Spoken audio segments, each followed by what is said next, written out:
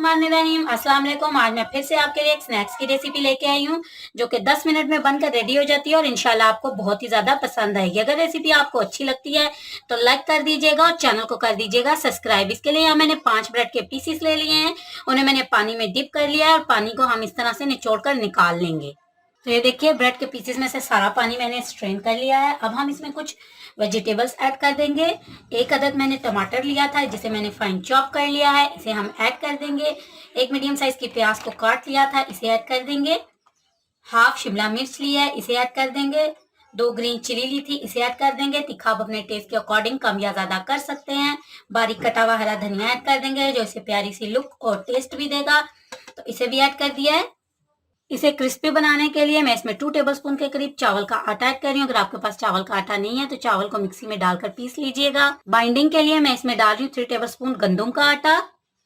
1 teaspoon इसमें नमक add कर दूंगी या टेस्ट के अकॉर्डिंग नमक ऐड करेंगे।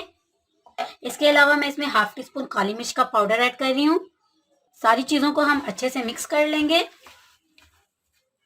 यहाँ देखिए सारी चीज़ों को अच्छे से मैंने मिक्स कर लिया है। हाथों पे हम हल्का सा ऑयल लगाएंगे ताकि ये चिपके ना। इसमें से हम थोड़ा सा पोर्शन लेंगे और इसे अच्छे से गोल करके इसे टिकिया की शेप दे देंगे। तो ये देखिए इसे मैंने टिकिया की शेप दे दिया। बाकी भी मैं इसी तरह बनाकर रेडी कर लूंगी। यहाँ देखिए सारे स्नैक्स बनाकर मैंने रेडी कर लिए हैं।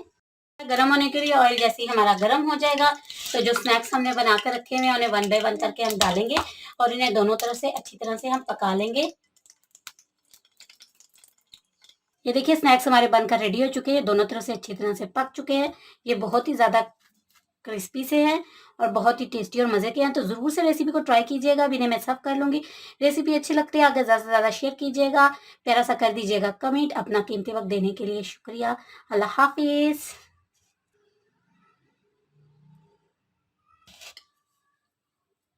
तो ये आप अंदर से भी देख सकते हैं कितने सॉफ्ट से हैं, बहुत ही टेस्टी, बहुत ही क्रिस्पी हैं। तो ज़रूर से रेसिपी को ट्राई कीजिए।